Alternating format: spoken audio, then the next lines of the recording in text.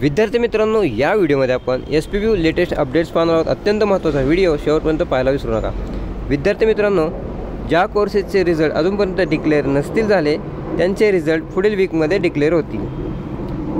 Carry on बद्दल एक गव्हर्नमेंटचा GR आला होता।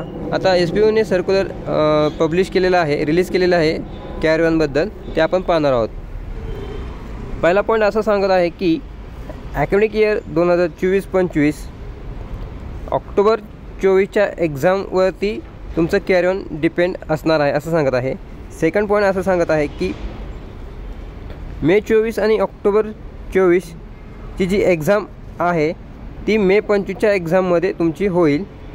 जे विद्यार्थी कॅरी ऑनसाठी ॲप्लिकेबल आहेत आणि जे विद्यार्थी कॅरी ऑनला अर्ज करतील त्यांच्यासाठी हे पॉईंट्स आहेत, लक्षात घ्या।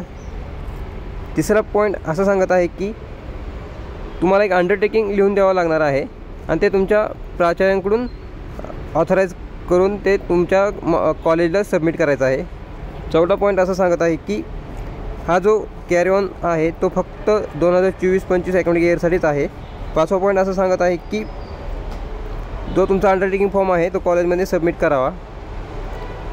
चौथा पॉईंट सेम की ही जी कॅरी ऑन सिस्टीम लागू केलेली आहे ती फक्त अकॅडमिक इयर 2024-25साठीच असणार आहे आणि त्याची लास्ट डेट, पाचवा पॉईंट असं सांगत आहे की त्याची लास्ट डेट 3 मार्च 2025पर्यंत तुमच्या कॉलेजमध्ये तो अंडरटेकिंग फॉर्म जमा करावा।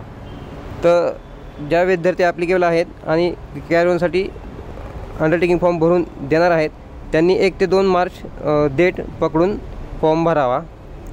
तर अंडरटेकिंग फॉर्म कशा प्रकारे पाहूया। तर तुम्हाला इथं तुमच्या कॉलेजचं नाव लिहायचं आहे, संपूर्ण ॲड्रेस, सिटी, पिनकोड, नंतर student name, parents name, course programme name, suppose computer engineering, नंतर रोल नंबर लिहायचा आहे, परत कॉलेजचं नाव लिहायचं आहे, ॲफिलिएट टू SPBU लिहा, कुठली युनिव्हर्सिटी नाव लिहायचं आहे तुम्हाला। तर पुढे 6 पॉईंट आहेत ते वाचून घ्या, जे की सर्क्युलरमध्ये मेन्शन केले तेच आहेत अंडरटेकिंगमध्ये। सिग्नेचर आहे, स्टुडंट नेम आहे, रोल नंबर, PRN नंबर तुम्हाला रिझल्टवर मिळून जाईल। तुमचं ब्रँच डिपार्टमेंट टाका, suppose computer, example computer, semester टाका, कोणत्या सेमिस्टरला तुम्हाला कॅरी ऑन हवा आहे,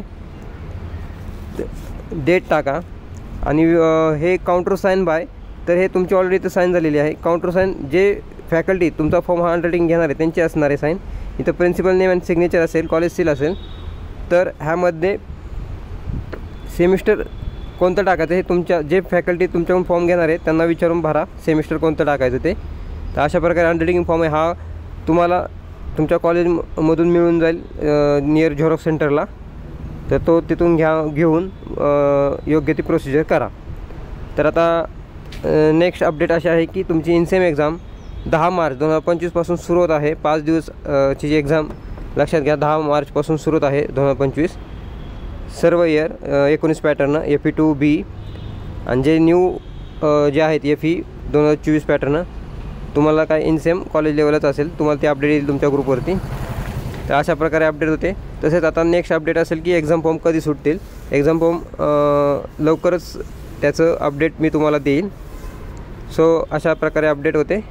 काही शंका असल्यास आपल्या यूट्यूब चॅनलच्या कमेंट सेक्शनमध्ये विचारा, मी योग्य ते आन्सर देईल।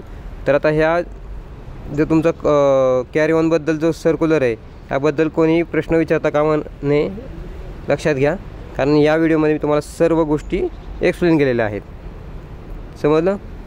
तसेच तुम्ही जो अंडरटेकिंग फॉर्म देणार आहे त्यावरती तुम्हाला तुमचे सर्व latest first year, second year, third year हे त्याच्या झेरॉक्स अटॅच करायचे, लक्षात घ्या। तर अशा प्रकारे भेटू आपण पुढच्या व्हिडिओमध्ये। Thank you for watching.